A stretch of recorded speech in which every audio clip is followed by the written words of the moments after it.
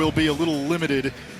And for Towson, due to a self-reported NCAA compliance violation, head coach Sean Nadalin will not coach in any of the first 2 games, a self-imposed 2-game suspension. So Steve Grossi, the defensive coordinator, will take over acting head coach duties. Shane Santoro for Towson and Petey LaSala at the face-off X for Virginia, and we are underway in Charlottesville. Jared Connors. And that one hits the pipe off the cross of Connor Schellenberger, the redshirt freshman, the #1 player coming out of high school in his class. And Quint, he redshirted last year, not because of injury, but because he could, and Virginia was that deep. They didn't really have a role for him last year, but everything we've been told by head coach Lars Tiffany is that he's playing at a high level. He's improved during the fall and last year. He's emerging. He's versatile. Coach Tiffany spoke glowingly of him. First run on offense for Virginia. Charlie Bertrand, and now Peyton Cormier with a shot. The Canadian, that one is saved. Comes back to Schellenberger, and Virginia with a torrent of shots on Shane Brennan, and it's Schellenberger's first career goal.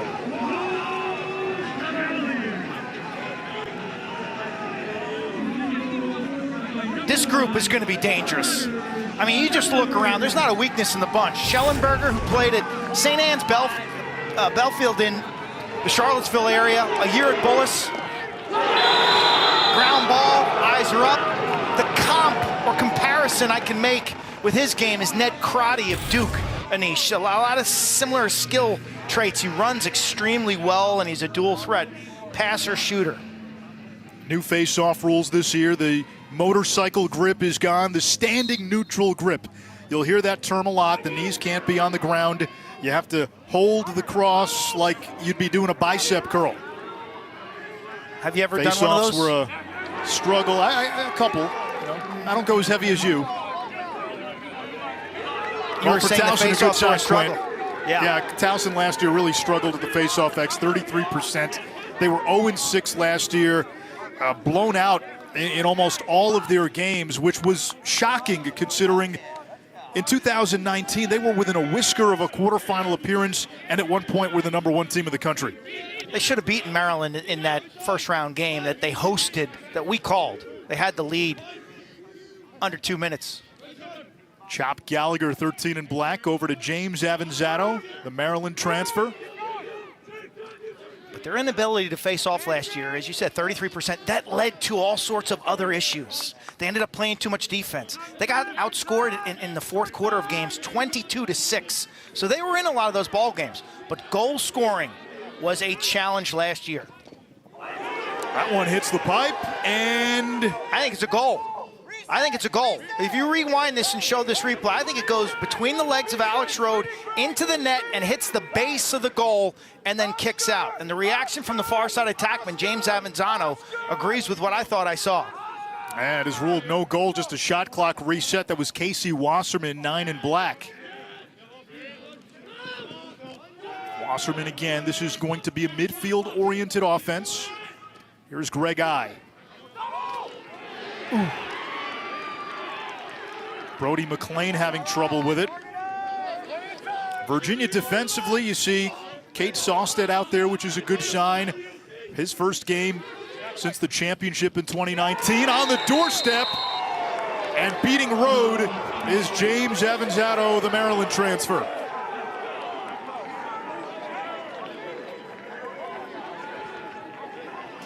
Nice possession by Towson, I tell you.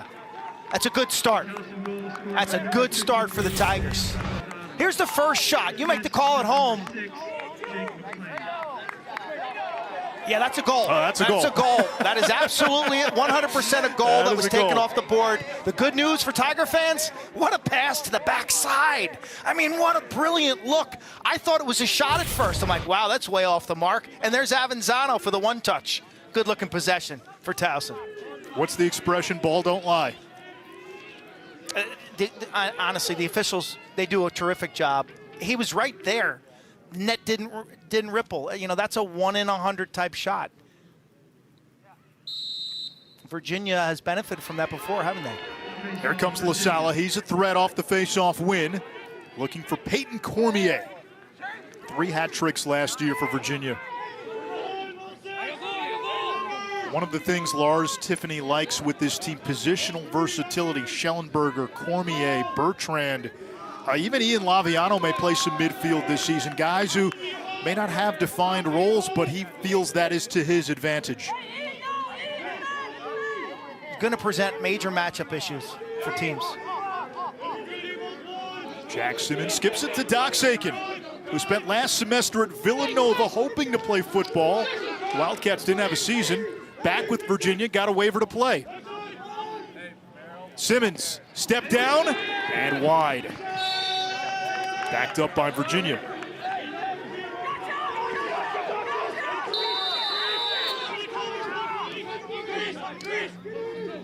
Here's Schellenberger.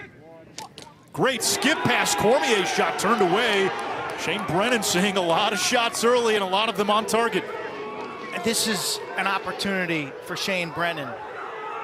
Walt Whitman, Long Island. He's played in a bunch of games historically throughout his career. 14 games he played in 2018. Last year he played in 4. He's consistent, and I tell you, he can heat up. History shows us he can heat up, and he's off to a really strong start. 3 saves. He gave up the 1 goal to Schellenberger.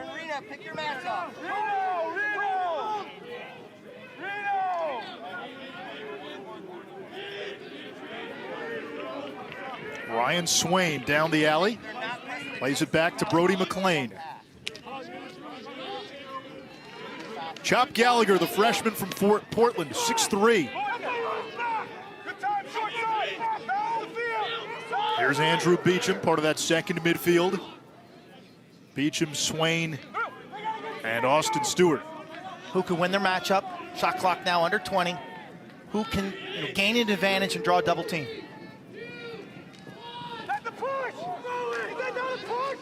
No call. Towson wanted to push, loose in front. And amidst the storm, who's got it?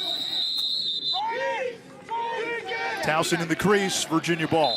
You can see how athletic this Virginia defense is. It was not their hallmark last year. They did not play very good defense at all in 2020.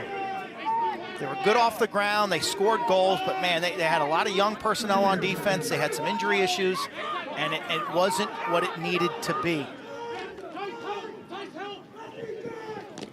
On the run, that's Bertrand, and that's the 4th save by Brennan. It's a good grounder by Zangalia. Tall defender, 1 and done. Chance for Towson the other way. That'll reset the shot clock and hit the pipe.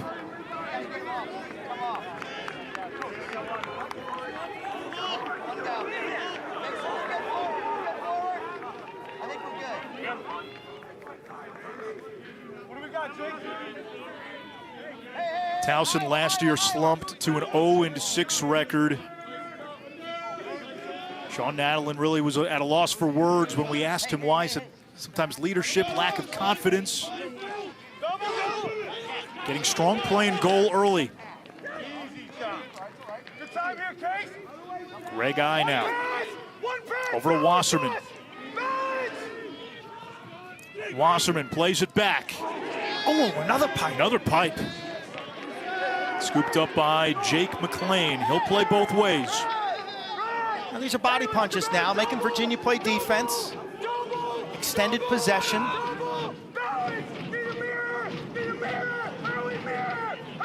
Avanzato maneuvering around X. Low shot and he beats Rode.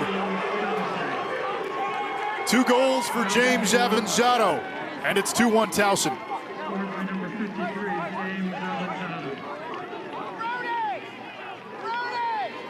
Sachem North out of Suffolk County, spent some time at Maryland.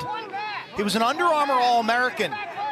A move at X. He likes his matchup against the short stick, and quite frankly, Soliday's in good position there. His stick's not upfield, but he's a shorty. He needs help there on the corner, Anish.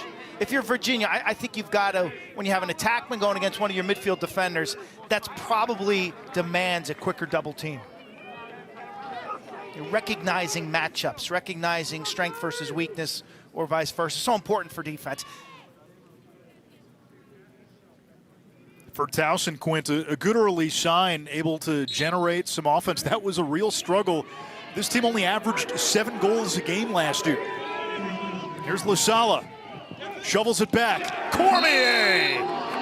Off the feed from the Fogo.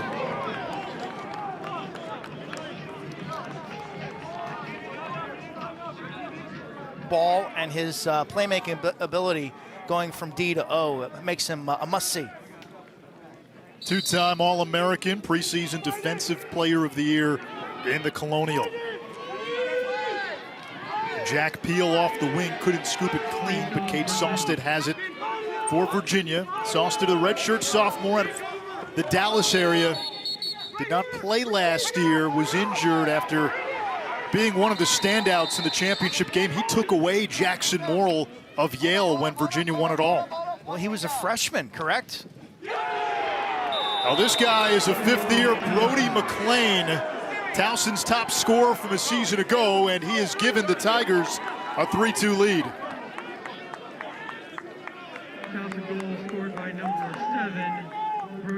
Towson wins the restart. Ball goes out of bounds on the sideline. There's a change of possession. Virginia's on a substitution. They're not set defensively. They don't have their matchups. Towson gets the ball. They show the ref they're ready. Boom, quick whistle. They've got a numbers game. This guy can score. This guy can do a little bit of everything. Brody McLean from Ontario via Stony Brook. Had some injury issues a year ago during the fall. He reminds me of Colin Doyle for any of the old school Toronto Rock fans. Big Colin Doyle was an outstanding goal scorer up in Canada. Brody wants to be a firefighter or a lacrosse coach when he's done on the field. And apparently likes long beach walks. That was a staple of every pre-internet dating profile. You know, I tell you, when you're dealing with John Stark, the mustache man, the SID at Towson, I'm not sure what to believe in terms of these player profiles, okay? I think there's some data in there, Anish, they're trying to pull our strings a little. They know what causes you and I to take the bait. The second midfield back on there for Towson. Early returns on this Towson offense have been promising, Quint. 6 shots, 3 pipes, 3 goals. A team that has historically had such a strong sense of identity, playing to their strengths, staying disciplined the whole game. Beecham. Back to Stewart, who transferred in from Denver. Down the alley, another shot, another score. Ryan Swain, the junior. That's just his second career goal. Towson doubling up Virginia early.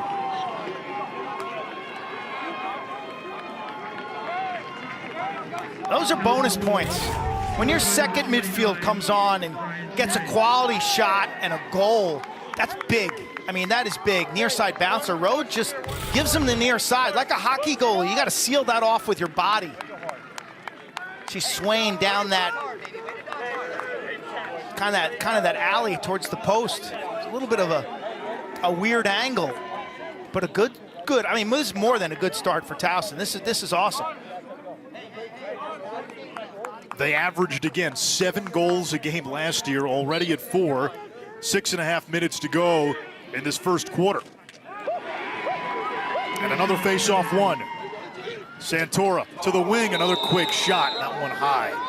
That one hit the post, Lars too. Tiffany was telling us. Yeah, Lars Tiffany was telling us that his concern coming out of Virginia's last scrimmage was that the team was a little soft, not physical enough, and a lot of that was the way they practiced leading up into the season.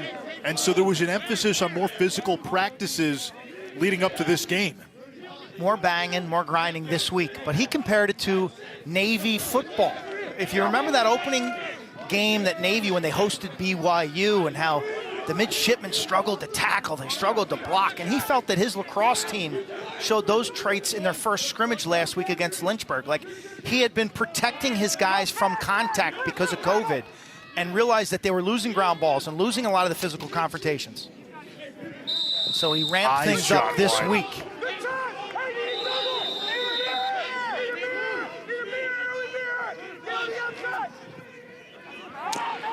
Chop Gallagher, chop down. Welcome to college lacrosse, young man. And his stick is chopped in half. He's going to have to go to wood shop and get that thing fixed. Hey, coming up 8 Eastern tonight, back to the hardwood, Notre Dame and Georgia Tech. College basketball on the ACC network. Georgia Tech's got a young man by the name of Moses Wright, who was a 0-star recruit coming out of high school. He's now turned into maybe a first or second team all-conference player. Some questions about his foot speed. He was a walk-on. He had to endure a 3-day tryout just to make the team, make the Virginia team. And here he is now as their #1 defender as Sawstad comes back from that ankle or that foot injury.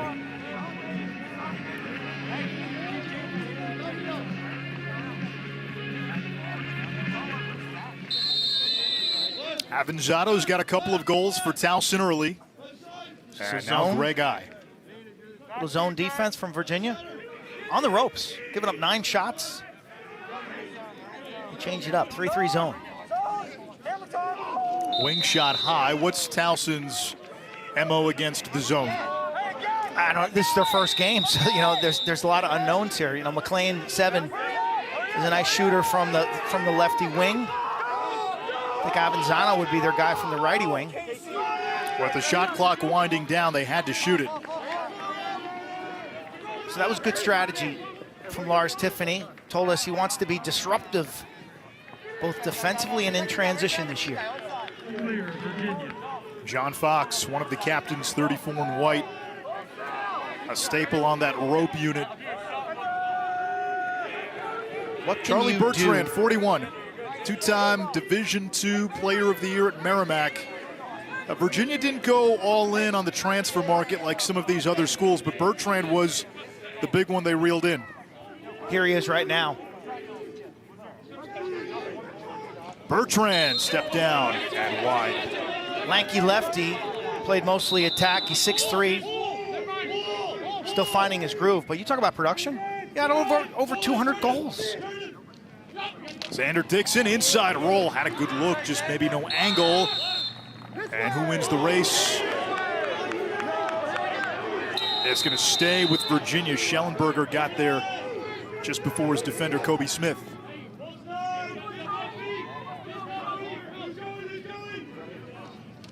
Shot on the run by Cormier, his second, Virginia within 1.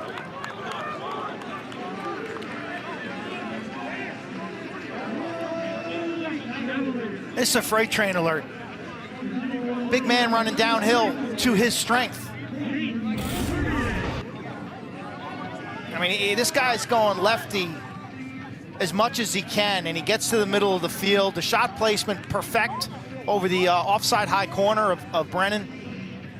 You got to get to Cormier before that 240-pound frame starts rolling downhill.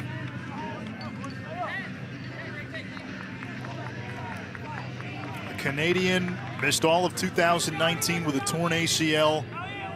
We have heard a lot of comparisons to the former North Carolina standout Chris Cloutier now, as he goes by. The artist formerly known as Cloutier. That's right.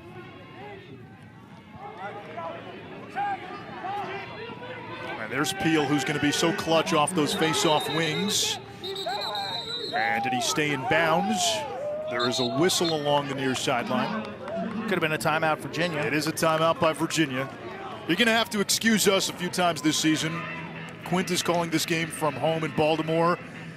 I'm calling this game from a studio in Charlotte, so we can only see so much.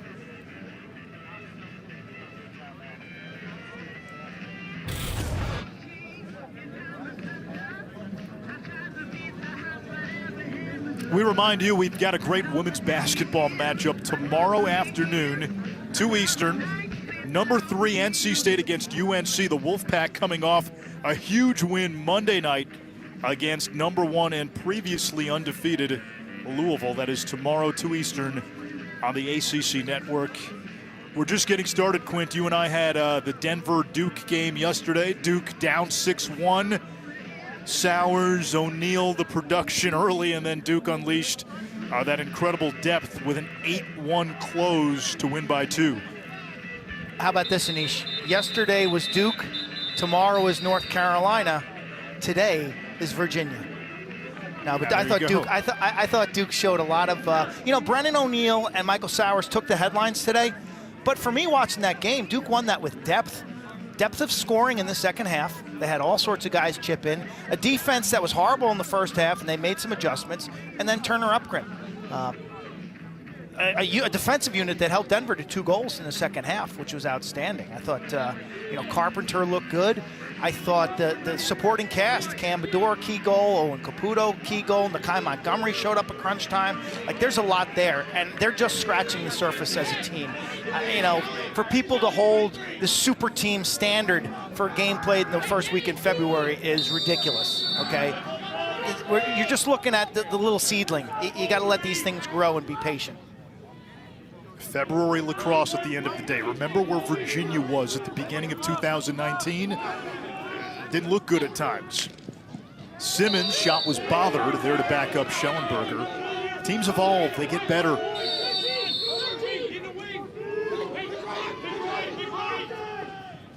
Schellenberger using the pick. And his pass goes awry, rolling over the midfield line, shoveled back. Otherwise, that would have been over and back. The ball can only go over and back, or a player can only bring the ball over and back in the first 20 seconds of the shot clock. Right on the doorstep, huge save by Alex Rode. That's the most outstanding player of the tournament in 2019. Cormier, his pass deflected high in the air.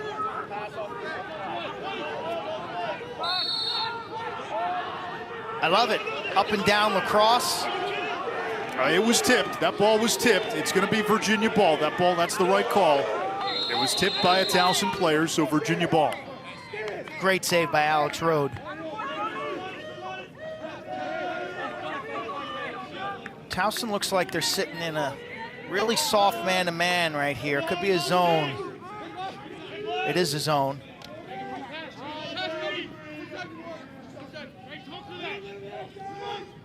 Schellenberger, Griffin Harris skirts it wide.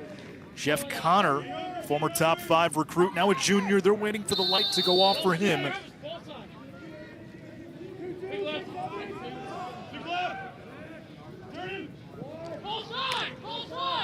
Connor against Hund, the sophomore. Zone defense. Good look here for Harris. Passes it to Schellenberger. Towson recovers. Schellenberger up top. Harris for the tie. Assist by the redshirt freshman, the goal by the senior.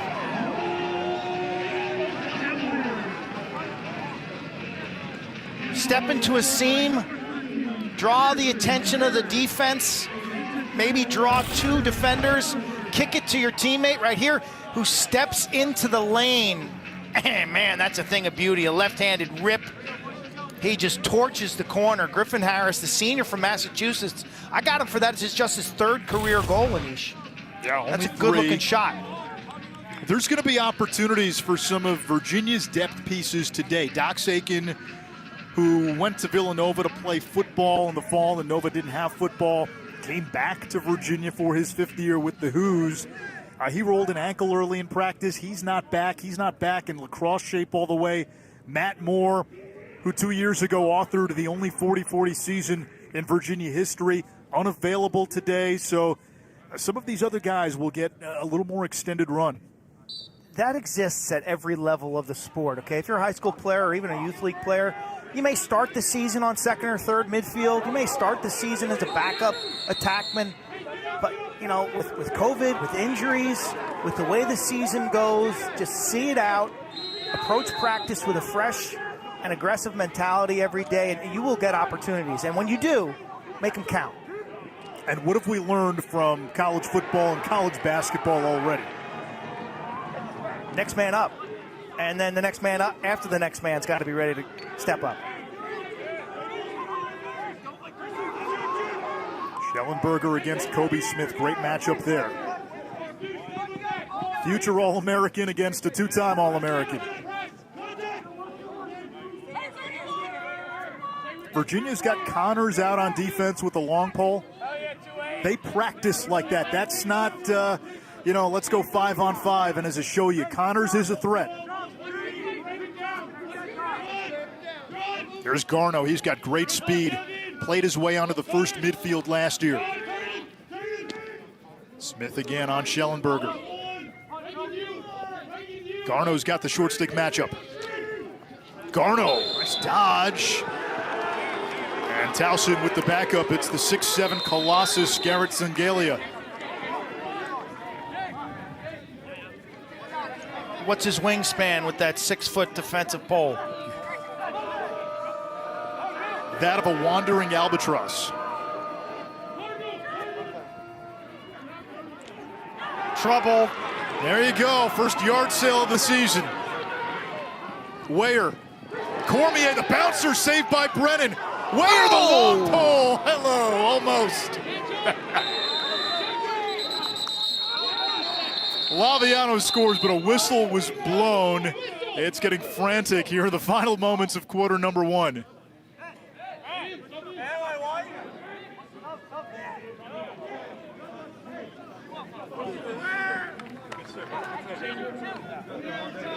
No goal, 73 to shot clock, and then reset it.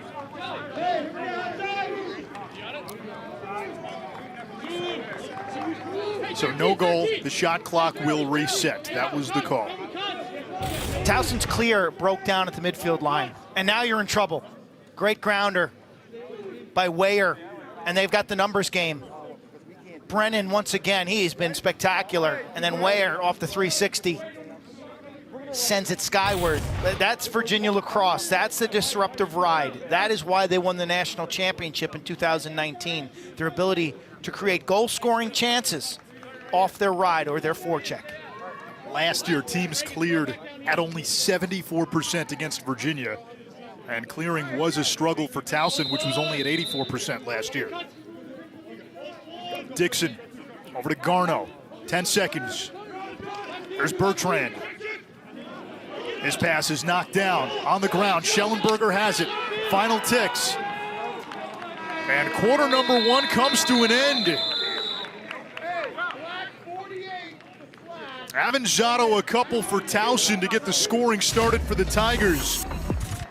Peyton Cormier, the big Canadian. He had 2 in the opening stanza. And Griffin Harris' 3rd career goal to tie things at 4. For Virginia, a little bit of an ankle injury early in camp.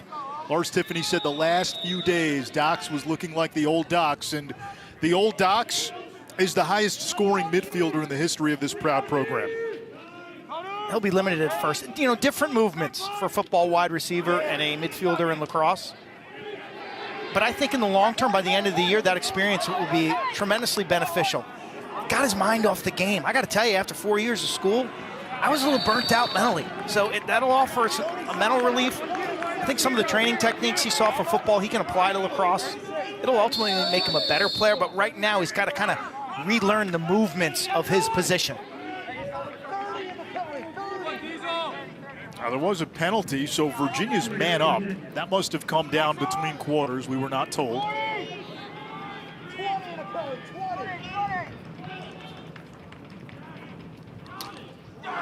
Garno, that one. Yeah. The side of the net. That was a half a mom goal for you, Anish. Dixon comes away with it off the scramble. Cormier looking for the hat trick.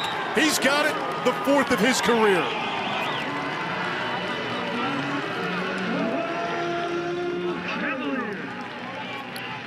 This game's had a riveting tempo. Virginia had 16 shots in the first quarter. Again, off the fail clear, Dixon skip pass. And the comparison, Xander Dixon looks good this year, but Cormier, man, the comparison you made to Chris Cloutier is right on target. A lefty shooter from distance, sidearm, the big smile, he's playing loose, he's making things happen. Got an amazing stick. This guy was verbal to Dom Starge, I think, back when he was in like 8th grade, Anish.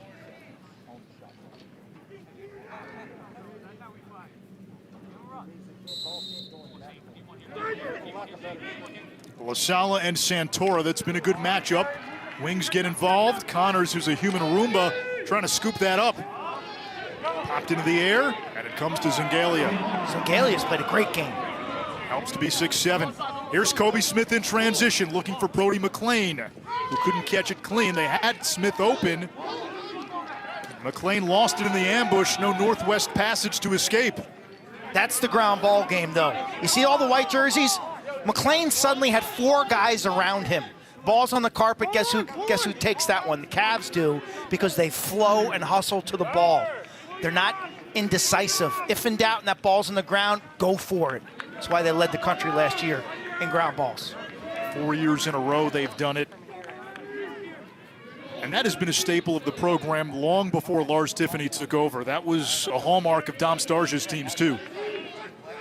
Doyle Smith, their longtime SID, the king of lacrosse stats, made it, I think, unequivocally clear to Coach Starja. Ground balls win games. Bertrand to the right hand. Charlie Bertrand's first goal as a Cavalier. And that is 4 unanswered for UVA.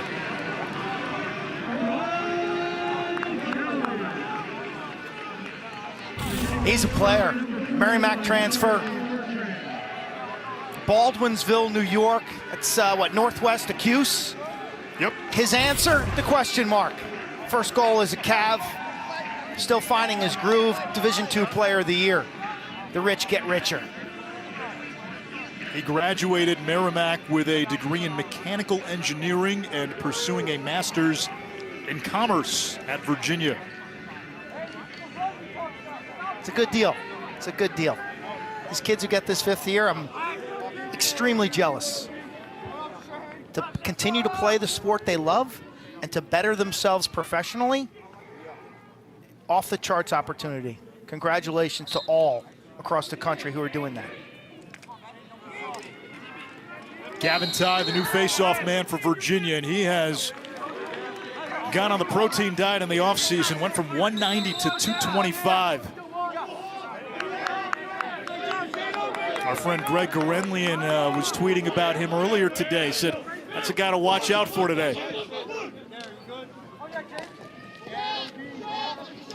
Predicting face-off excellence this year is going to be really difficult because of the rules changes.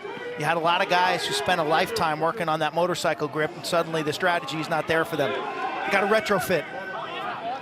All right, but if there's a guy I trust on face-offs, it's Greg.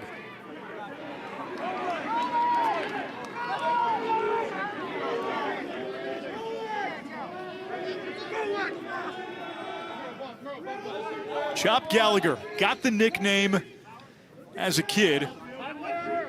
10.5 pounds at birth. Family called him Chanchito, Spanish for baby pork chop, shortened to Chop.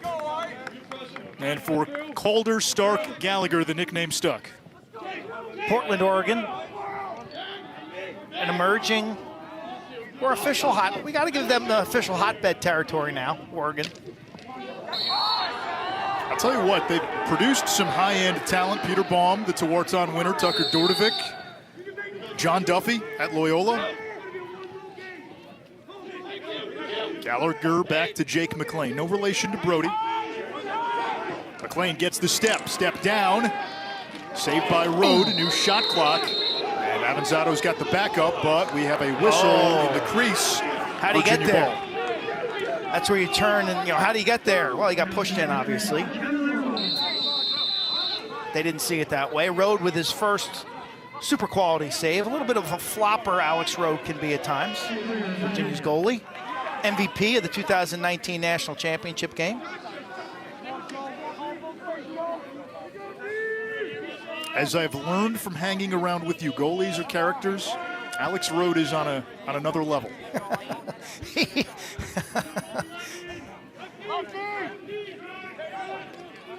Here's Cormier. Oh, he is a modern-day Merlin with the stick. He's got 4, and that is 5 straight for Virginia. You mentioned it, Anish, 2019, he had that injury, that ACL Last year he was 12-7, shooting 50%. We've seen him time and room from mid-range. Here's a little bit of an alley dodge. Lefty against a shorty. He shields his stick. He's fast enough to get to a good spot. And then, like so many of those Canadians, he keeps it in his left hand, reaches back to increase his angle. He's got 4? He's got 4, yeah. He's fun to watch, much like Cloutier, who is one of my favorite players to watch, just because, again, in that size and that package, the creativity, the stick work, the imagination, the joie de vivre. Here comes Schellenberger, hard shot off the pipe and in. Matt Moore is out, Doc Sakin is limited. Cormier and Schellenberger here to play. Got to get a TO if you're the Towson Tigers, baby. This one's getting out of control. You had a 4-2 lead, and suddenly you're down 8-4.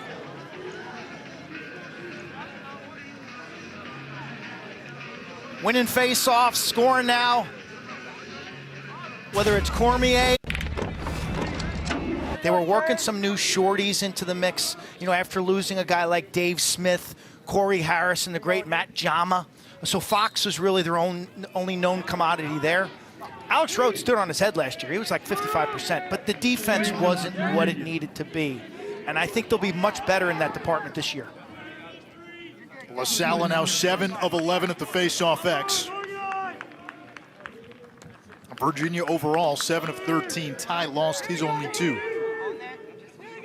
Now 33 was a big part of Virginia's offensive success last year. Peter Garneau, speedy freshman, hard shot with both hands.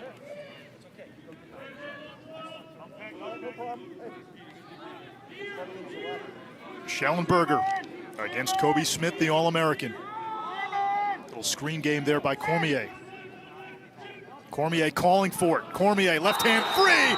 5 for the big Canadian.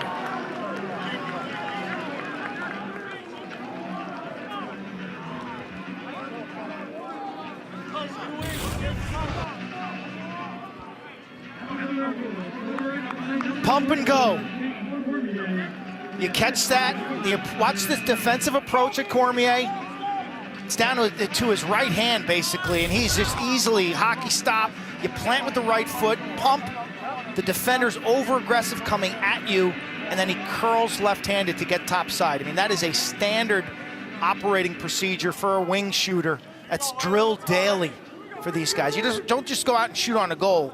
You know, do one of those, you know, catch, dodge an approach, and get to your spot. That's well orchestrated by the shooter.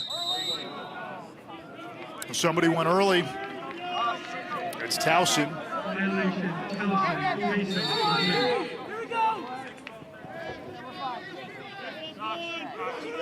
I go back to yesterday. We saw Duke out of rhythm, out of sorts in that first half.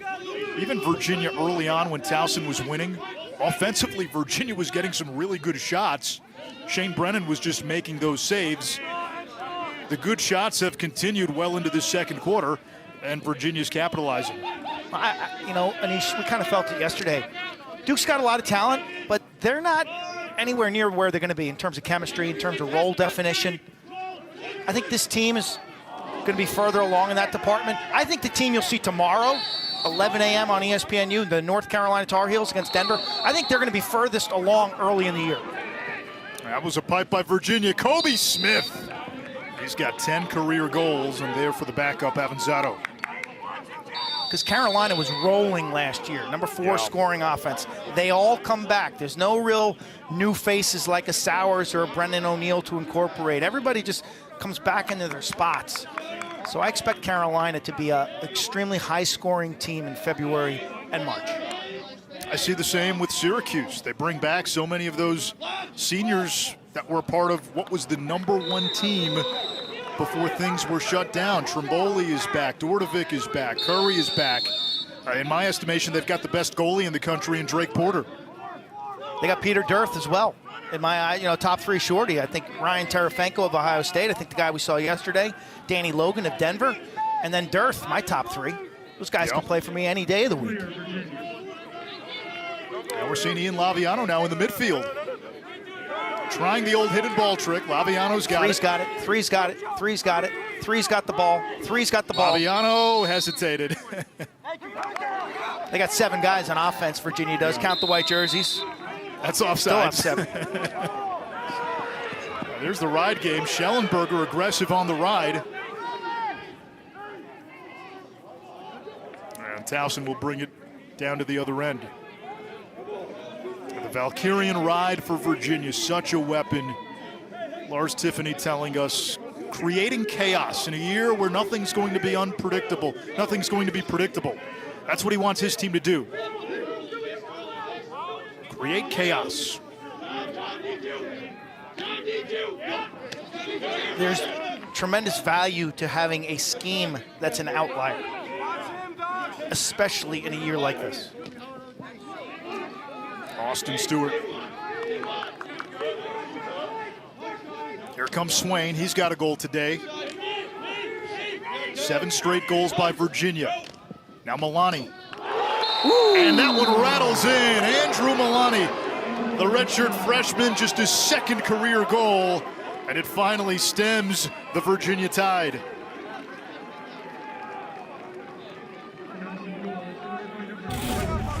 This is a wicked wrister that hits the far low corner. Milani, known as a crease diver. He's tough, he's quick. Almost blindly, just shoots that off Saustad's hip, and watch the shot location. I mean, that's perfect. It actually hits the far post and ricochets in.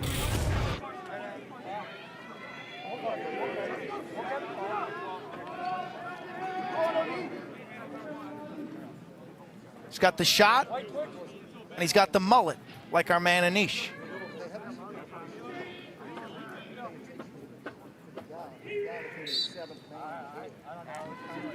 What's the over-under on hair jokes this year? Over? I would say 1.5 per game would be the Vegas line. Bertrand streaking toward the cage. He was looking to feed the crease, and away are the long pole. As we told you, Virginia will practice that. They will practice with their long poles out on offense, and not just as stand-around guys. We've seen it, Quint. But it's Schellenberger digging in on this ride.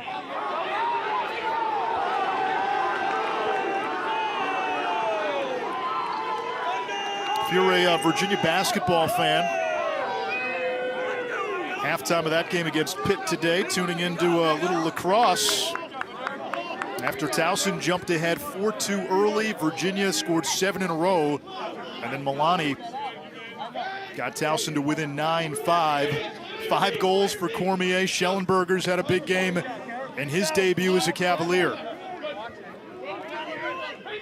2 goals, 2 helpers for Schellenberger. The pace and tempo of this game has been really fun. I mean, this has been action. Doesn't Towson have to slow it down? They can't go goal for goal with Virginia.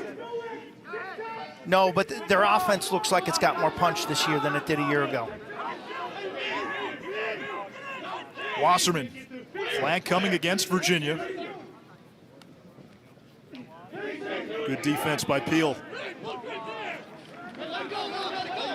And Towson will go man up. Last year, just 3 of 8 on the man up. Only 8 man up opportunities in 6 games. Right, number 7, unnecessary roughness, 1 minute. Right, number 7, unnecessary roughness. Unnecessary roughness against Virginia. On the clear, ball's released. Think of it like a quarterback in football. You know, the ball is released, you get 1 step. Anything more, especially if it's high and you're going to serve a minute. Chris Merle in the box.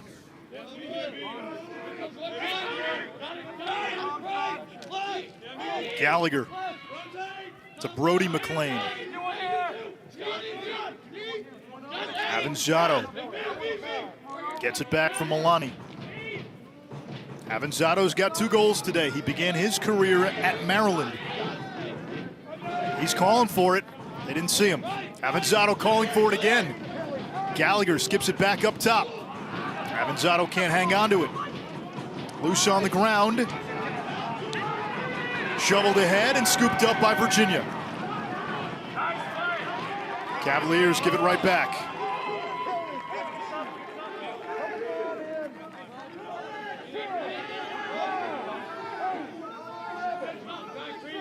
Last year, Virginia was starting 2 freshmen on defense for a lot of the season, Matsui and Bauer. They really like the strides that Matsui, 22, has taken. Sophomore from Eden Prairie, Minnesota. Even strength now. Bounce shot, off the mark. Towson with the backup, 50 seconds, plenty of time on the shot clock.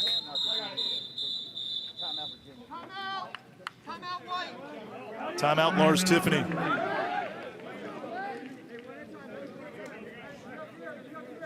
Nothing But Net every Sunday is our weekly basketball studio show on the ACC network. One time correction this week. This Sunday's show, I'm told, Loaded like I've never seen. I mean, when you're Notre Dame and you're preseason, 4 or 5 in the conference, and man, every game should be high scoring, meaningful. I think all the teams have dreams of heading to East Hartford. What does it say that Duke is the consensus #1 to begin the season, and yet Syracuse was the pick to win the ACC?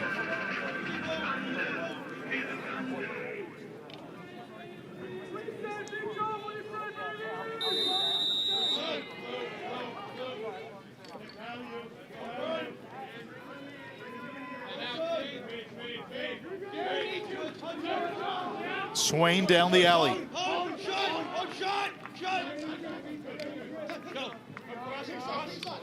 Cat and mouse game with Milani. Rode out of the cage, greets him. No, that's not Rode, excuse me. That is Matsui. Matsui. Under Armour All-American. Beecham against Fox. You hear their talk. They call him Q. There's Matsui again, all over Avanzato. Nice intercepted defense by Rode. Good timeout by Coach Tiffany. He's able to get his guys a little breath of fresh air coming off that penalty kill. They're organized. They get their top unit out there with Fox and Peel, and then they dig in and play really good defense. That was an impressive defensive possession by the Cavs.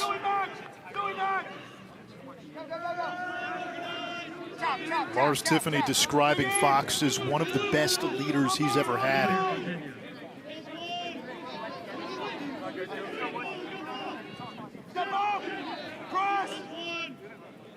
Zone from Towson on defense. Virginia operating against the 3-3 zone. Schellenberger behind the goal. Bertrand left-handed inside roll. And he scores. Charlie Bertrand with his second. The transfer from Merrimack. Virginia has their 9th goal. Check that 10th goal. Charlie Bertrand has fit in right away. Lanky lefty, just a simple inside roll. He's able to use his length and his range to create a shooting angle. Watch when he turns here against the shorty. Right here, watch him use his stick. Brennan kind of drops the head of his stick, and you can see Shane's a little upset at himself. If in doubt, as a goaltender in those type of scenarios, stay high. If in doubt, about 80% of the time, the shot's going to be coming high. So stay big. You can take that one off the face or the stick. You know, don't guess low from in tight.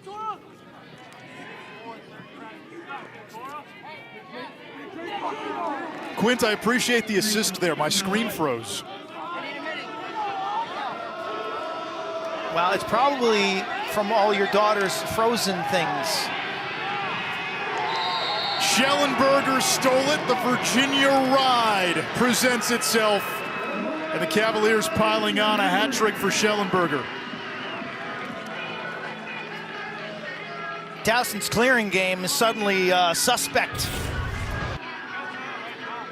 Crossfield pass, and Virginia's pressing down. And they bring the double, and they rotate downfield. What you've got to do there is Schellenberger picks that off for the easy goal. Look at Laviano, man. He just loves to ride. He gets the check. He'll get no credit for this. But Laviano, he's the catalyst of this goal. But Anish, if you're clearing against this Virginia pressure, you have to stay relative. You can't run off the field. You can't run upfield. You have to stay relative down 15, 20 yards away from the ball to give the ball carrier more outlets. But that's a great example of the way Virginia presses down. They'll send 3 against your 3, and sometimes they'll even double team you. It's a full court press. Cormier and Schellenberger today, 8 goals, 12 shots. And Petey LaSala had the face-off, won, then lost it. Santora's got it.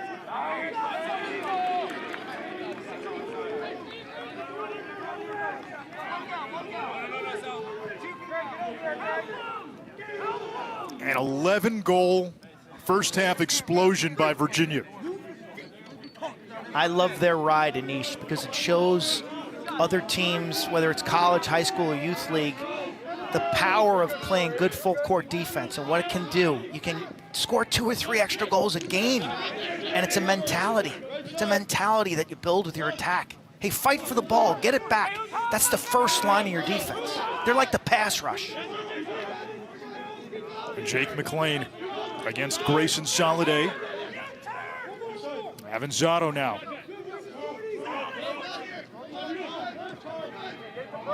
Kaloji matched up on Carson Gager.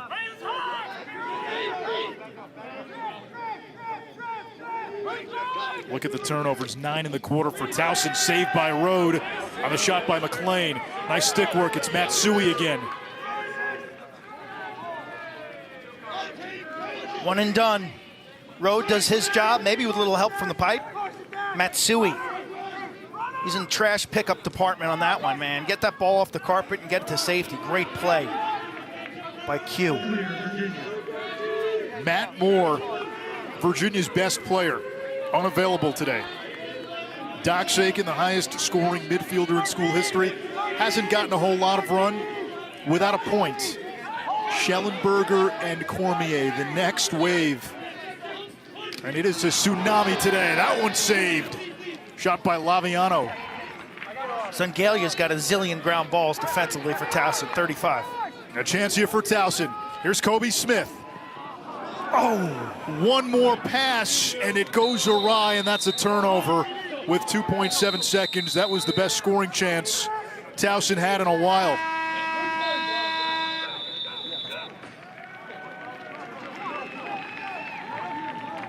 Peyton Cormier had 3 hat tricks in 6 games last year, scored a dozen goals. He's almost halfway to a dozen in the first half. 5 goals for the sophomore out of Oakville, Ontario. Virginia takes it all. Sala did a great job facing off, and then just the offensive firepower they had. I look at Connor Schellenberger, Peyton Cormier, and then the new face, Charlie Bertrand. You know, 2 of those 3 guys didn't play last year, and you add that to what we called earlier, the strong nucleus. A lot of weapons for Lars Tiffany and the Wahoos this year. Yeah, we mentioned again, Matt Moore is out. Doc Sakin, the most prolific midfielder in school history, not quite back to lacrosse speed. Ian Laviano, who led the ACC in goals a couple of years ago, only 1 shot, he has not scored. And Virginia put up an 11 spot in the first half. Cormier, Schellenberger, and Bertrand, the big 3 today, they've accounted for 10 of the 11. I think if you're Lars in the second half, you know, Jeff Connor, Peter Garneau, Xander Dixon, Griffin Harris, Jack Simmons, those type of names. Now, you're going to give a lot of playing time, too. You're going to give them an opportunity here to, you know, to earn more playing time down the road. Now, Petey LaSala's been good, too, now 11 of 15 at the faceoff X. I think LaSala is going to make the transition from a moto grip guy.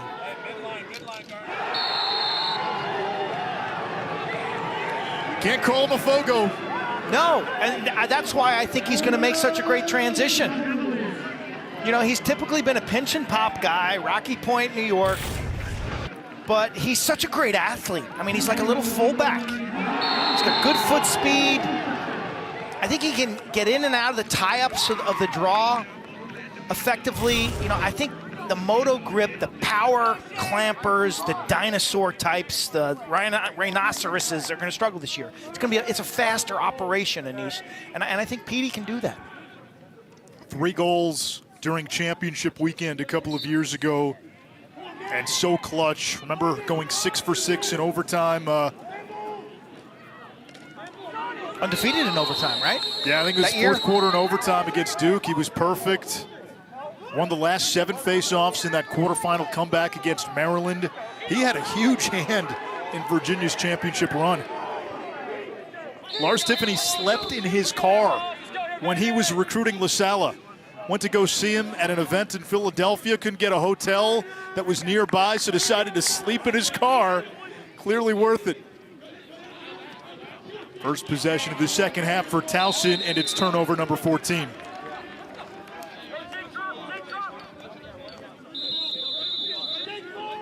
Virginia had 7 caused turnovers in the first half. That was an unforced error by Towson. The Tigers seeing this one get away.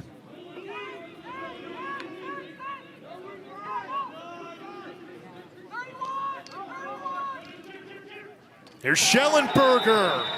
He's got 4 goals. What a debut for the redshirt freshman.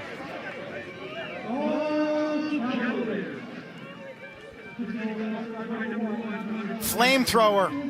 See Towson talking this over. It appeared as if they were in a zone, but it was kind of like a stand around and do nothing zone. You got too many guys covering grass. You know, Chris Spielman, the longtime linebacker, Ohio State and Detroit, now the really the president of the Lions, it would always tell me, you know, zone defense in football means cover the guy in your area. Don't just drop back and cover grass. Zone defense, yeah, you're assigned to an area, but play the man in your area.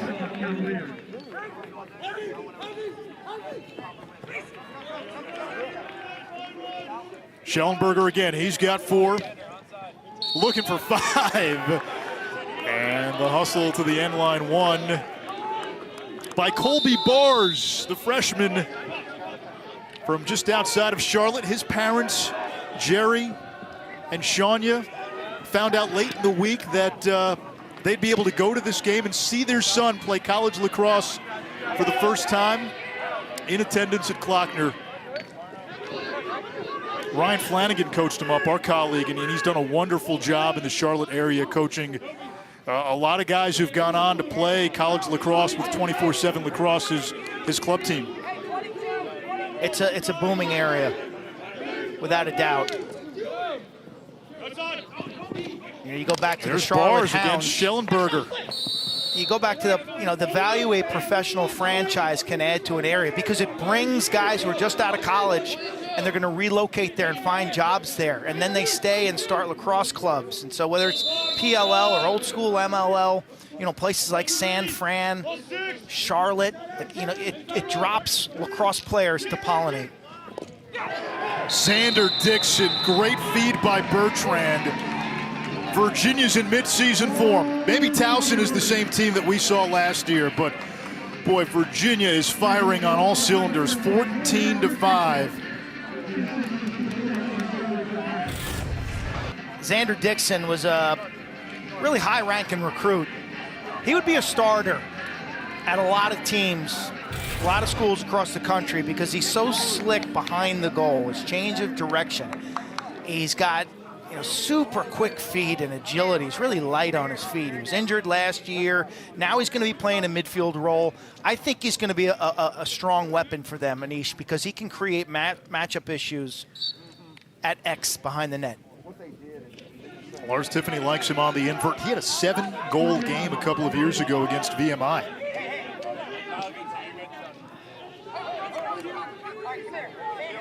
Reagan McNamara guarding Peyton Cormier, who's got a 6-point afternoon. Bertrand, 2 goals and an assist. Schellenberger, 4 and 2. Dox Aiken looking to get on the board. Aiken feeding Laviano, and that is off the shin of Brennan. That's got to sting tomorrow, huh, Q?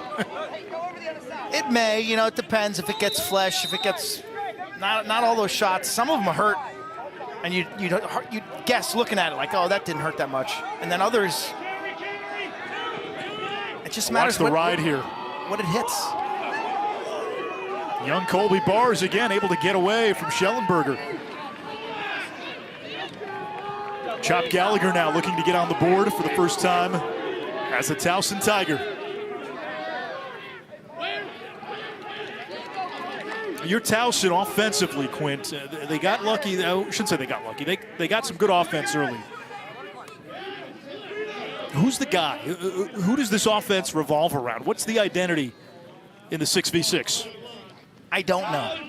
That was their issue last year. You know, because you go back to that 2019 season when they had Brendan Sunday, Timmy Monahan to build the O around. They had Woodall winning every draw, Alex Woodall, and generating some goals off of face-offs. And they had Zach Goodrich, who was their defensive midfielder, who generated some transition offense. So it's a rebuild.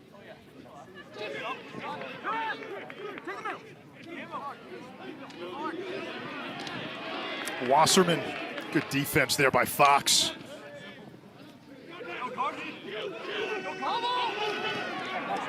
Help coming, and Virginia with another cause turnover. Got a trailer here. Sausted to Peel. On the run, pushed from behind.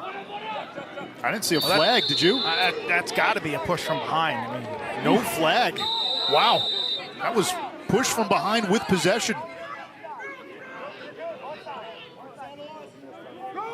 Is there a one-on-one matchup Towson can win right now in the 6-on-6?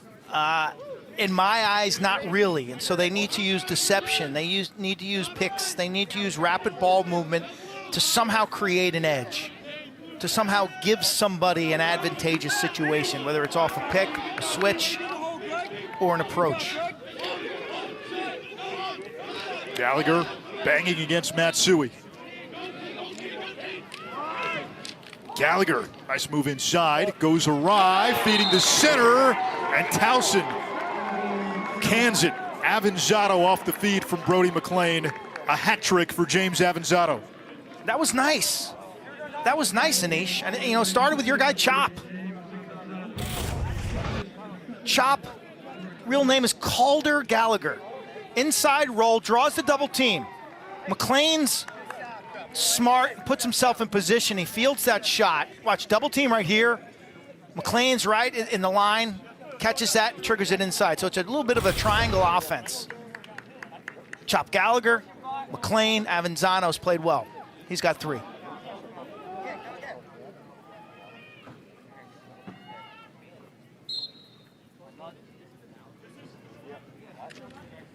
Joey Chestnut at the face-off X. He's got 2 T's at the end.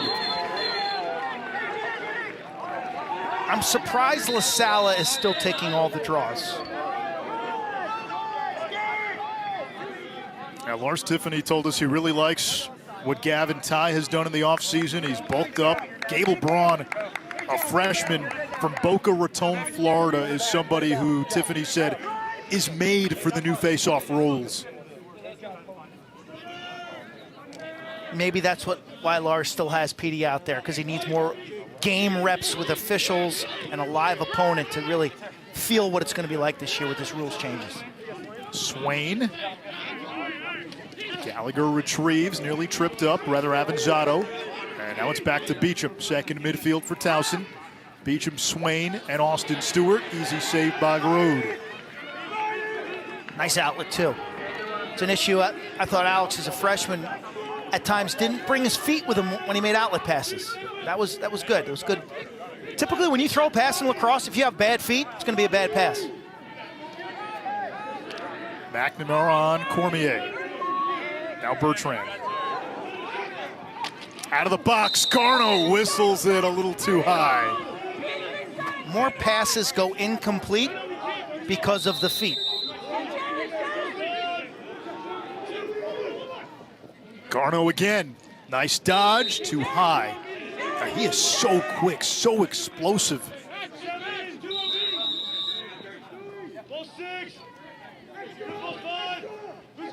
6-point afternoon for Schellenberger. To Laviano, sitting on 99 career goals. Flag is down as bodies collide near the end line. Multiple flags.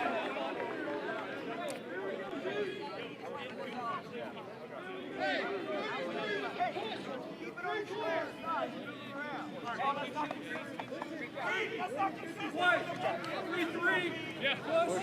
30 seconds. 33 white, push, 30 seconds, technical. 33 white. The push on Garno, so he'll head to the sideline. Towson man up. We got 30 on the penalty.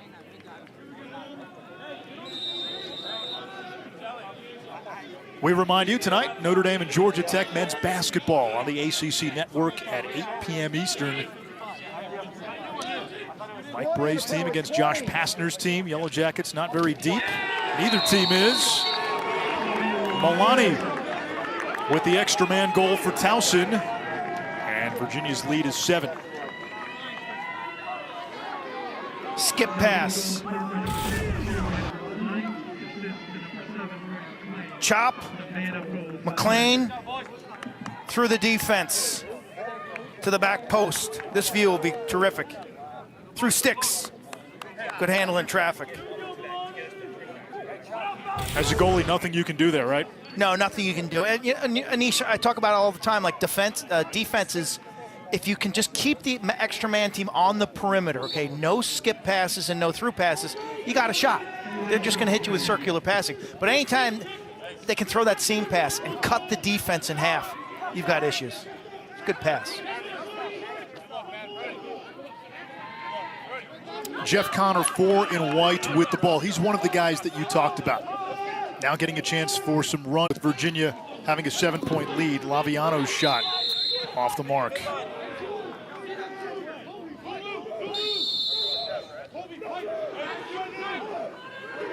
Towson sitting in their zone.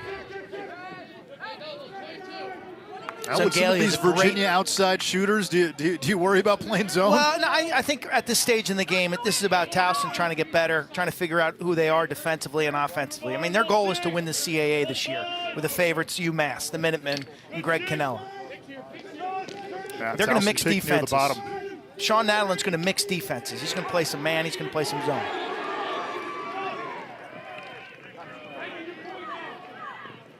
.20 seconds on the shot clock. Harris able to maintain possession.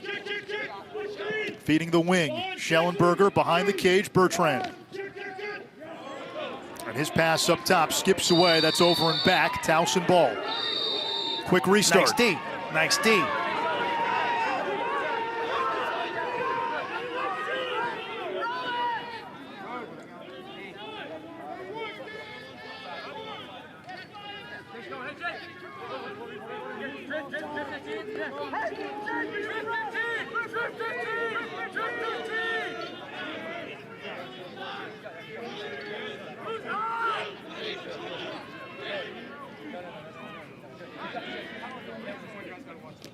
Jake McLean, outside shot, batted down. Sawstead picks it up, and we get a whistle. I think this is a whistle because Matsui got hit by the shot. He was covering his man in the crease area. And this was a whistle for player safety. Matsui, along with Scott Bauer, were thrown into the cauldron last year when Sawstead was hurt. Ouch.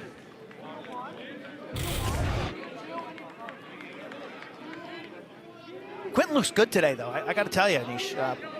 Lars told us he's been playing well. I see improvement from last year. He's always had the footwork, and he's figured it out. He's an emerging defender in the ACC, without a doubt.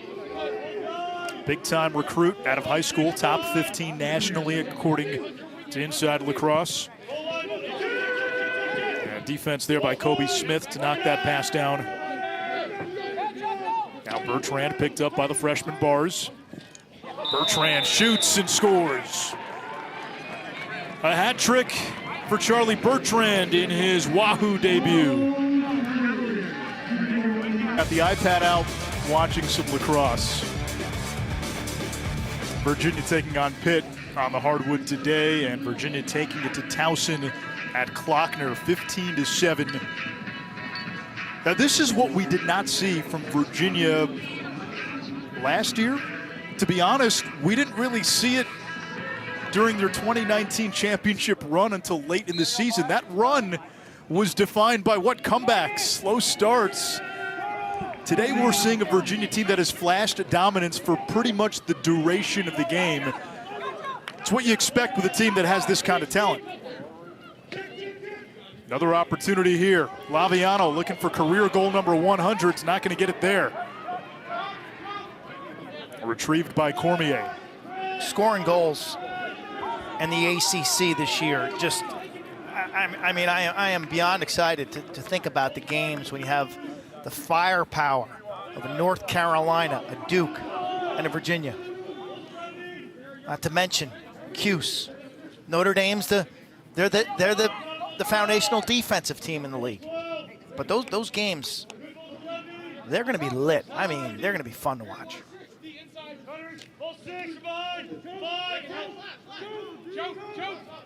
Laviano limping a little bit. Bertrand snakes around and scores.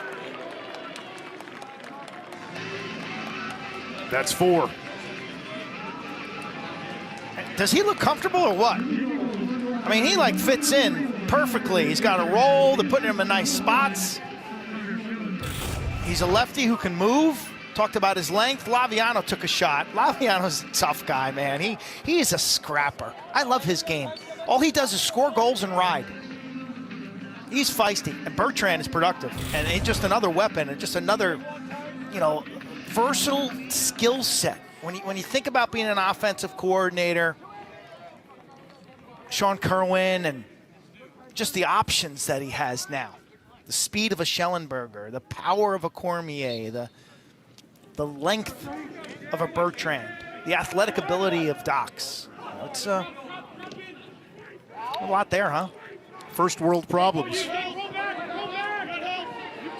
Gable Braun took that face off for Virginia. Flag against the Who's coming.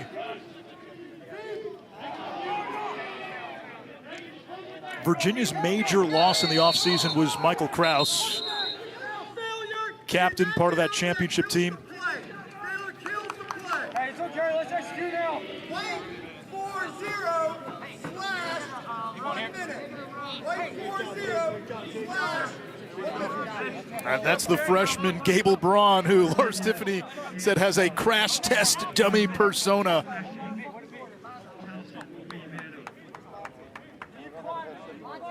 But Q, I was going to say, Michael Krause leaves, and Lars told us, yeah, we're looking for a lefty that we can plug in, that can play attack, that you can move to midfield as well. Charlie Bertrand was available, and the early returns are very promising. I like the improvement I've seen from some defensive personnel here as well. Talked about Quentin Matsui a bunch, Scotty Bauer. Good to see Cade Sawstad back on the field.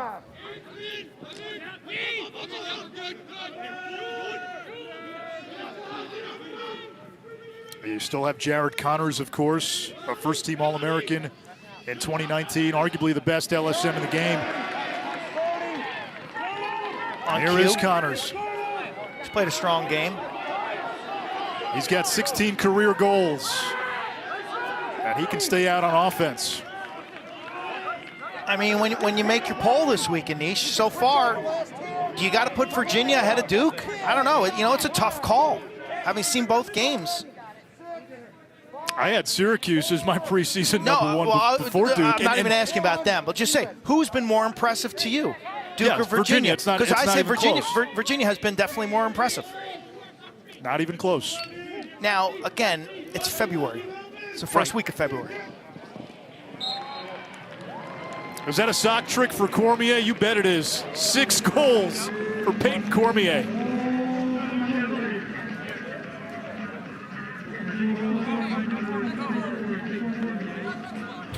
I'm just loving the body language I'm seeing from this team, too. The willingness to share the ball. Yeah, I'm a playmaker, but I'm a playmaker within the scheme. We've seen very few bad shots or selfishness. We've seen the hustle on the ride. We've seen much better team defense today. I just like the celebrations I'm seeing. Remember it was Lars a couple years ago who even commented to us, he goes, I didn't like the way our guys celebrated. Remember, so the coaches and analysts, I'm looking for stuff like that. Like, Does a team come together when they score a goal? Is it all 6 guys? Is it? Are they acknowledging the great play that led to the goal? And so far from Virginia, I'm seeing that today. And in these times where you're going to have limited fans, it's basically friends and family only at Klockner today. Capacity maxed out at 250 people. You got to create your own juice. Your sideline needs to be a part of the energy reserve when good things happen for you. You're not going to get that crowd, to maybe sustain you the way you were used to at certain venues. You find out who loves it.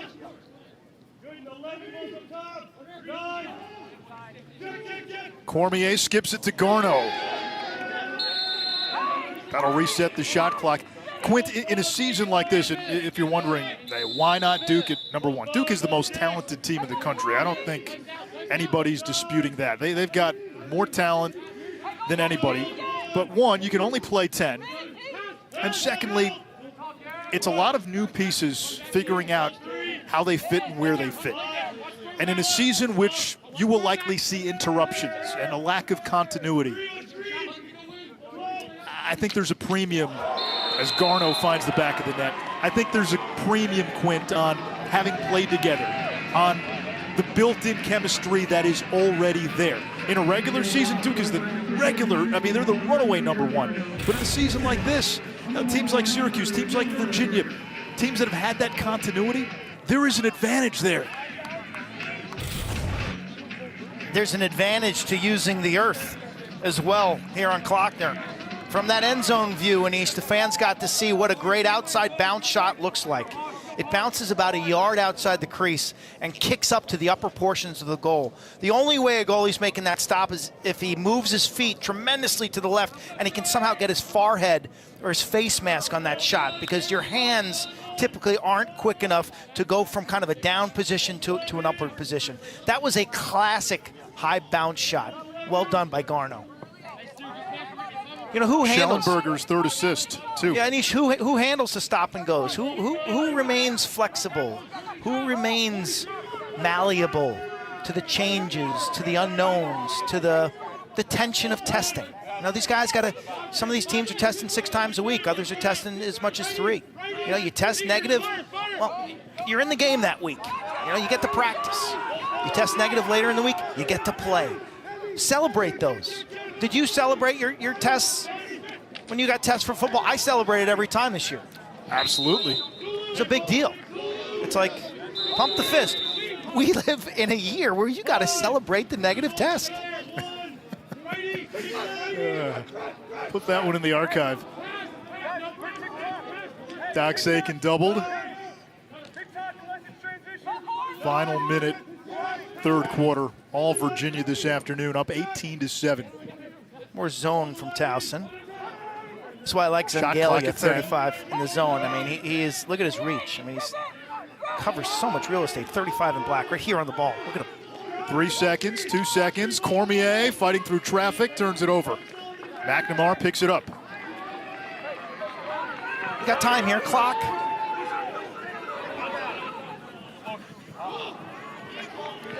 Avanzato couldn't handle it. Here comes Virginia. Kean Alexo.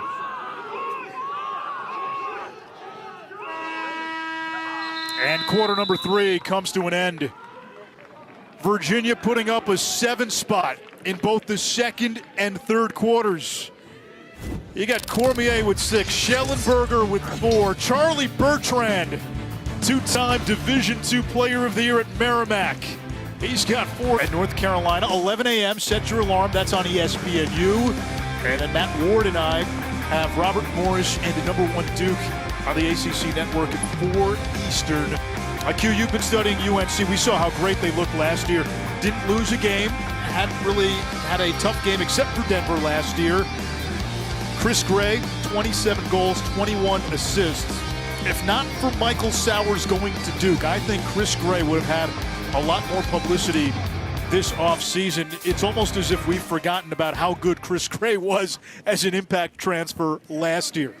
Look, you have this very talented North Carolina offense that, again, pieces of a puzzle that maybe didn't fit, but Chris Gray shows up, and all of a sudden he's the seams, and all the patchwork seemed to fit last year in perfect spots. I mean, look at their extra man a year ago in East. There were 17 of 22. Like, everyone has a role, whether it's Nicky Solomon, Brian Cameron, the great veteran first midfield. I mean, Justin Anderson, Perry, and Tanner Cook. Plus, you know, I think their defense and their shorties are going to be much better this year. That was a question mark. I wasn't convinced that their defense was elite last year. That hadn't really been tested. We'll find out. We find out tomorrow against the Pioneers.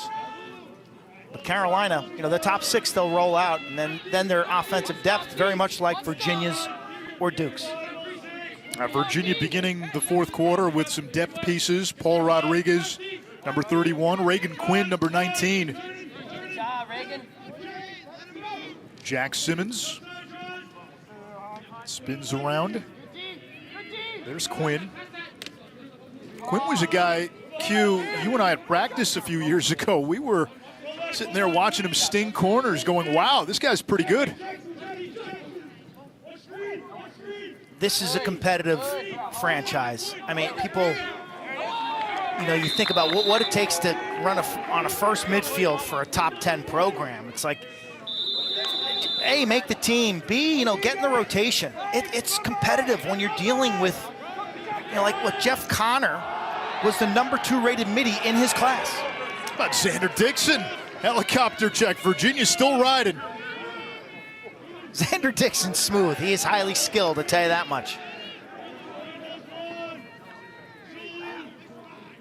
And these are meaningful minutes now. Don't, you know, every opportunity on tape for your coaching staff, show your attitude here. Yeah, Virginia's going to win this game. This is a really important shift for this midfield group. Reagan Quinn on cue. We saw him in practice, was it, Anish, right? Yeah, I was just saying he was sticking And we corners. were watching him, and I was like, Lars, who's 19? He doesn't play much, does he? Oh, that's Reagan Quinn. Even the other day, Lars, is Reagan Quinn going to get in? Oh, yeah, he'll play. I've always thought he was really good. I mean, every time we see him. Was he a senior now from Chaminade? 6'2". Lefty, looks the part. That's a big goal. Confidence in the sport of lacrosse is critical. It really is. At this game, you got to feel like you can make a play when that ball's in your stick, and confidence is essential.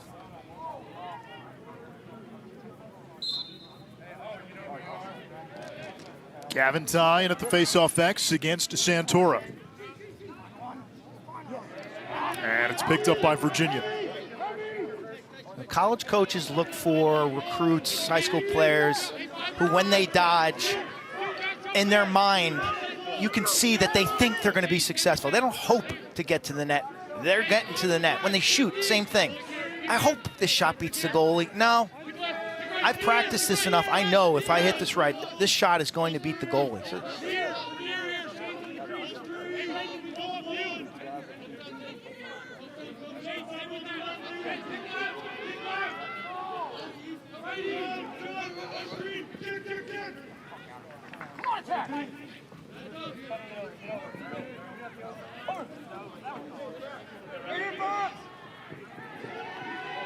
Can't miss Sungalia, can you? 35 in black. I don't know what his ground ball totals. Russ DeLynn is our stat guru here for this weekend. He's... I had 9 unofficially as Towson gets one back, and Kobe Smith is limping off the field, their All-American defenseman. Kobe could run a midfield chip for this team. I mean, he is that skilled. Sangalia's got a zillion ground balls. Kobe is a defender who just runs by a midfielder like he's isolating down the right-handed alley. I mean, that's how talented he is. Kobe Smith, folks, last year tore it up on the offensive side of the ball. This guy got cut from JV when he was in 9th grade, Kobe Smith. And then played varsity the next year as a sophomore. He went to work. 11th career goal for Kobe Smith, the pole. Ty. MacGyver's out of trouble. Then gets sandwiched. Still holds on to the ball. That's why you bulk up. And now we finally get a flag. from 190 to 225 in the offseason. That's a lot.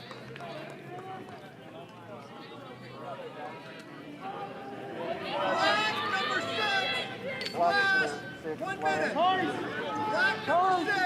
Towson in the box.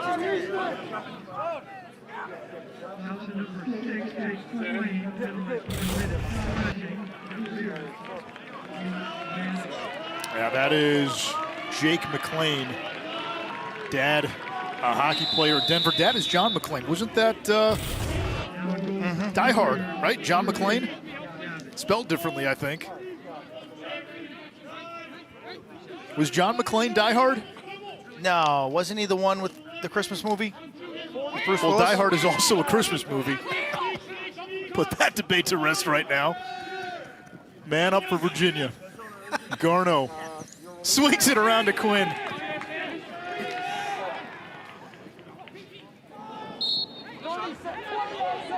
We're told Kobe Smith came off the field. You saw him walk off the field after that last goal. Not back out there right now. Good stop. New 80. Shane Brennan's played well today. None of these goals are on him. He's made 10 saves, 11 now, 30 shots on goal for Virginia, Quint.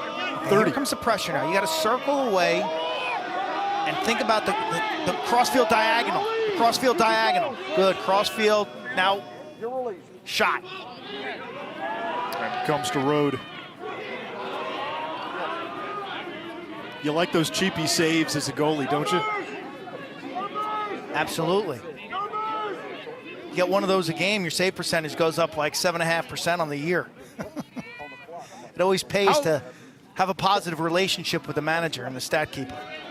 How aware were you of your stats during the game? Not aware. Bertrand to Quinn, trying to swim inside, lost the ball. I think when you get good, Anish, in any sport, it's like in your own world, you know, like, okay, ones I can make, ones I can't make. How many misses did I have? You know, like you got to get over it when you're playing at this level with any sport, football, basketball. Like the other guy's really good, and you don't fight that. Like a guy hits a corner, it's like, hey, you smile, like, nice shot, man. Like that one hit it's the like, pipe. Yeah. So you shrug that off and you move ahead.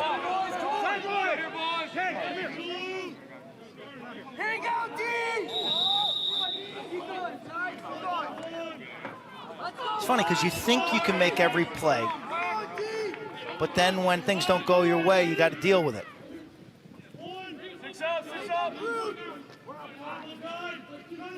Long offensive possession. Bertrand, great feed to Dixon, but he was in the crease. Man, Bertrand, he's been terrific.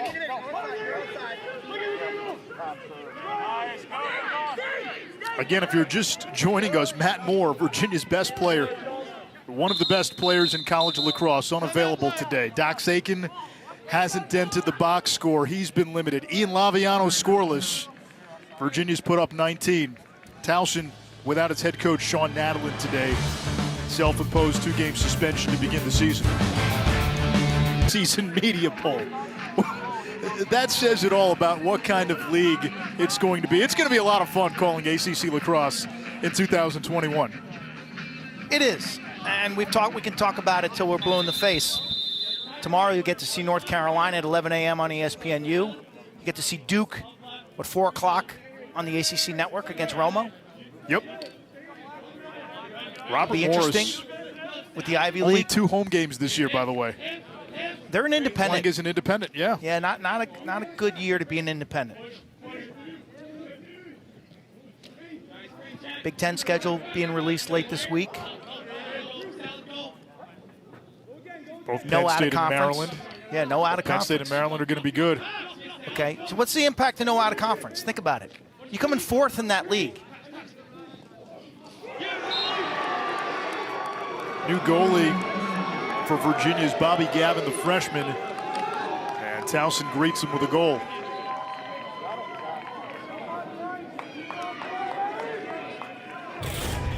Brody McLean. He's played well. Brody McLean's done a nice job inside. He's a guy I'll probably end up playing indoor lacrosse until he's like 40. Well, he's played a lot of lacrosse for Towson, originally Stony Brook, fifth-year senior. Lefty, we've seen him with some good vision plays, and he certainly can shoot if he gets his hands free in front. He and Midi Jake McLean, not related, but they have concocted a long-lost cousin story. I was just saying, Big Ten, let's say you come in 4th or 5th place. Like, if there's 3 teams in front of you that you play twice and lose to twice, you end up being 4 and 6. So I think there's some opportunity for some teams in some of the NECs, the MACs, America East, CAA. The flip side of that is no real bad losses either on your ledger. Now, what's the downside of losing a game in the Big Ten and the ACC? Very little. True, but it's going to be hard to put a team who's 2-8 in the playoffs ahead of a team who's 8-2. What does the committee always value? Strength of schedule, RPI. There's no eye test as Towson scores again. This isn't college football where you got people in the room and they're watching games or sometimes not watching, but whatever. You know, there's no eye test. There's no subjectivity. The RPI works poorly for a 15-game schedule. It's even worse for a 10-game schedule where there's less cross-pollination, where there's less out-of-conference games. There's less ability for us to compare the CAA Towson to the ACC. There's less for us to compare the Big East and Denver. That's why these out-of-conference games right here, right now, are so important, because when a team just plays amongst itself, how are we to determine how good they really are? And the RPI is not going to work. Whether it works or not, and we've criticized it in the past a lot. And there are a lot of times when you and I and Kark, we've watched games and we've seen teams and we say, how are they not in? And how is this team in? But those schools, those coaches know how to manipulate strength of schedule and who you play and where you play them. And a win or a loss in February counts the same as a win or a loss in April, even though teams have evolved and changed. So, you know, whether we like it or not, that ultimately will decide who gets in. I'm happy we're able to have this argument in Niche. I'm happy we can argue with each other, finally, yeah, not just no, over honestly, text. We're talking about lacrosse. We're talking about May. Virginia gets to 20. Will Corey, sophomore attackman, cracking the goal column. Charlottesville native gets a big applause here. Really friends and family only here at Klockner.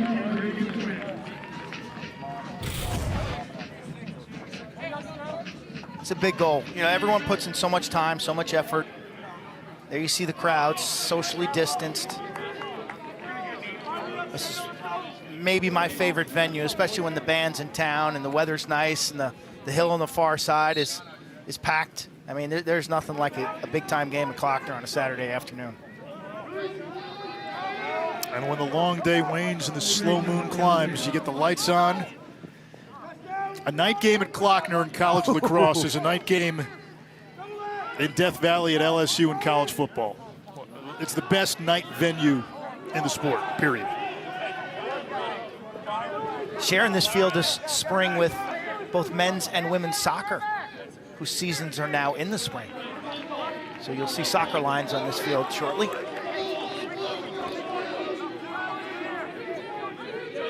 You played at Homewood. I'm curious. Klockner's your second favorite venue outside of where you played your college ball? A big game when they start stomping the metal stands here and the brass ensemble and their band stands up and starts swaying back and forth after a goal. This place is awesome. Chaos in front of the cage, Towson in the crease. Look, the dome is the dome, but Duke's atmosphere can't touch this place. Carolina has never had that kind of following for their home games. A big game at Maryland. Needs to be a big game. They play in a giant, cavernous stadium. I was waiting for your Maryland Stadium rant. 5:02 in the fourth quarter in a 20-10 game. Tee it up, Quint. Is it a bingo box? I know that you live in Baltimore. You have for years said, why doesn't Maryland have a lacrosse stadium? Look, Loyola Stadium is awesome I too, love it. and their student body is the best in college lacrosse. And that all changes this year. This is Russ Marr, Virginia, just emptying its bench.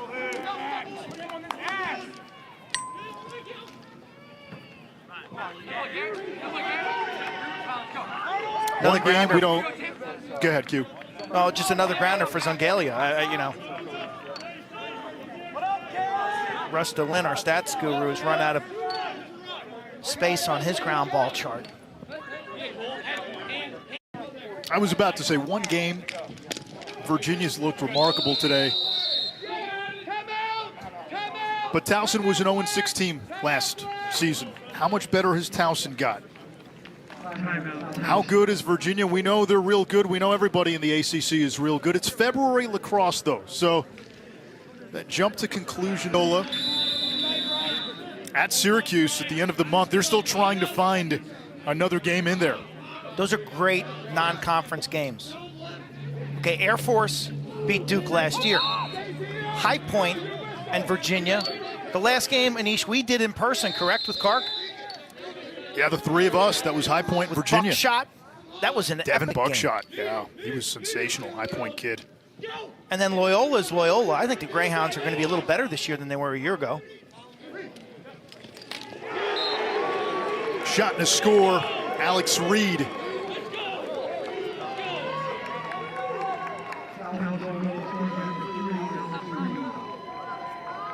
Now, Loyola last year had the double whammy. You lose Pat Spencer, and then Chase Scanlon transferred. The ability to dodge that wing approach. Fakes top side, he ducks underneath.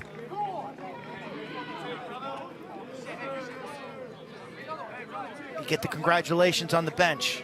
Towson making this a day trip. No hotel this year on the trip to Charlottesville. They got in a bus this morning, 695 down through DC, Route 66 to 29. Watch the cops on 29.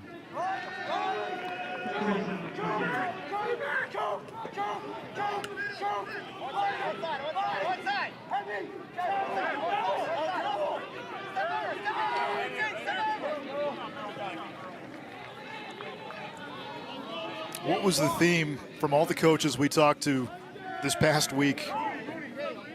Now, there's a lot we can complain about. There's a lot of things we wish that would be different, but getting out on the field, playing lacrosse, having lacrosse back,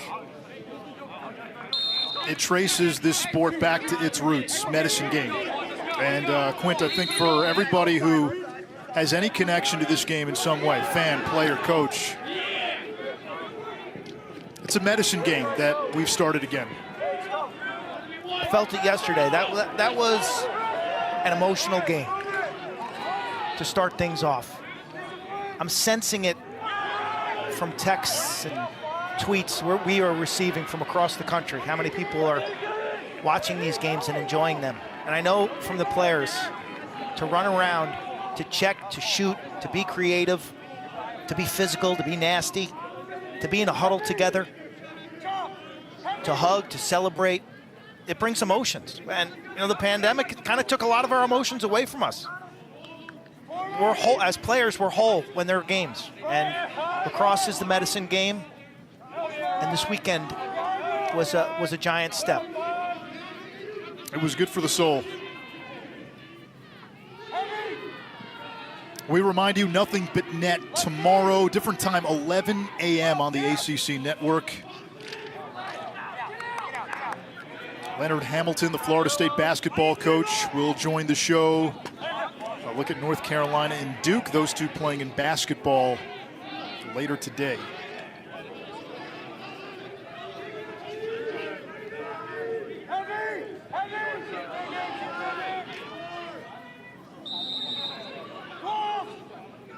Three on the shot clock. Virginia will roll it into the corner. Oh, Anish, I want to send a shout out to Chris Bockley. Yes.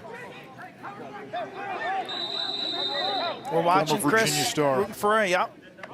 I know the Cavaliers are too, as are so many of the alums and fans of the sport.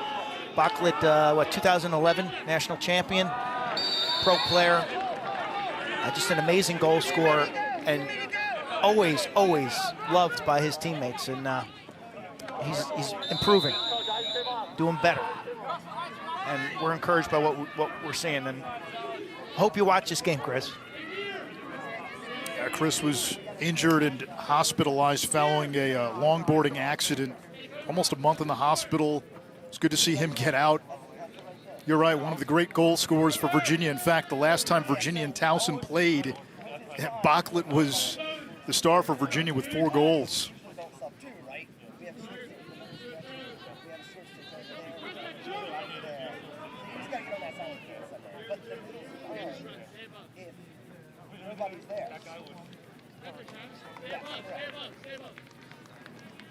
It's a good start. I think Lars Tiffany's going to like what he sees when he puts the tape in.